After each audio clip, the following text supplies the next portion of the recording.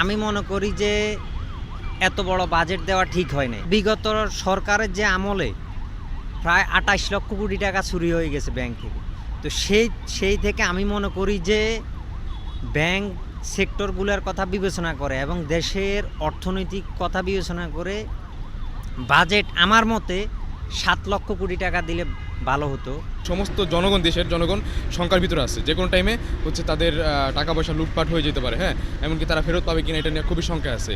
তো এই ক্ষেত্রে আমার তো মনে হচ্ছে সরকার এইটার উপরে হচ্ছে খেয়াল রাখছে না। যদি খেয়াল রাখতো তাহলে এত বড় বাজেট প্রকাশ করার আগে অবশ্যই এটার প্রতি নজর দিত, হ্যাঁ, নজর দেওয়ার পরে তারা বাজেট প্রকাশ করতো। আমাদের শিক্ষাক্ষেত্রে বাজেটটা বাড়ানো প্রয়োজন, কেননা আমাদের বাংলাদেশে যে শিক্ষা ব্যবস্থা, শিক্ষার মান, শিক্ষার কোয়ালিটি তুলনামূলক অন্য আদার্স যে কান্ট্রিগুলো আছে ওইগুলো থেকে তুলনামূলক খুবই কম, এবং আমরা যে শিক্ষার ফ্যাসিলিটিস পাচ্ছি না।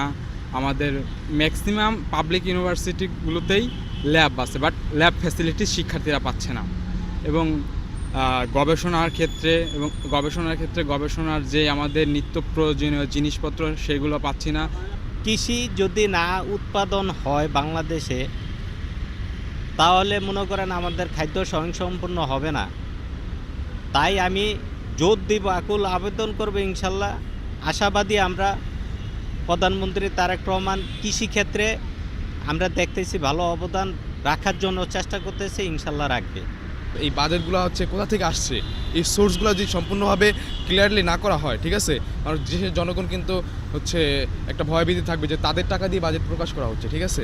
সেই ক্ষেত্রে আমাদের উচিত হচ্ছে বা সরকারের উচিত হচ্ছে মনে করেন ক্লিয়ারলি একটা ধারণা দেয়া বাজেট কীভাবে আসছে, দেন কীভাবে এটা প্রকাশ করছে, ঠিক আছে। সাধারণ মানুষের যেমন নিম্ন আয়ের যেসব লোকগুলো আছে তাদের জীবন ব্যবস্থার উপরে বিশাল ধরনের একটা প্রভাব পড়তে পারে আমি মনে করি। যেমন নিত্যপণ্যের মানুষের দৈনন্দিন জীবনে যা লাগে, কাঁচা বাজার যেমন চাল, ডাল, আটা, তেল, লবণ ইত্যাদি, এই সমস্তগুলোর ক্ষেত্রে কিন্তু ঊর্ধ্বমুখী, নিম্নমুখী কোনো বাজার ব্যবস্থা নাই।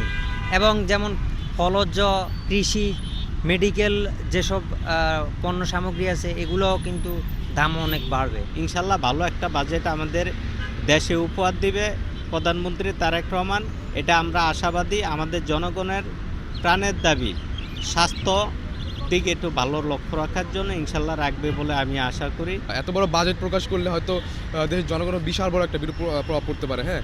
তো সেই ক্ষেত্রে সরকার কি বিবেচনা করবে সেটা আসলে সরকারই ভালো করে বলতে পারবে, ঠিক আছে। ট্যাক্স বাড়লে হচ্ছে দেশের যে মুদ্রা মানে যে স্ফীতি ঘটবে, ঠিক আছে। এইখানেতেও হচ্ছে ব্যাংক তো দেউলিয়া হতেই থাকবে। কয়েকটা হয়তো নিত্য নতুন কয়েকটা ব্যাংক হচ্ছে দেউলিয়া হচ্ছে। সাপোজ এর পরবর্তীতে দেখবেন বড় বড় সরকারি ব্যাংকগুলো হচ্ছে দেউলিয়া হয়ে থাকবে। লাস্ট ওভারঅল হচ্ছে দেশে একটা সংকটময় পরিস্থিতি তৈরি হবে, ঠিক আছে। এই ক্ষেত্রে সরকারের যে কোনোভাবে হচ্ছে ভালো একটা ব্যবস্থা নেওয়া উচিত এবং সেই বিবেচনা করে বাজেট প্রকাশ করা উচিত।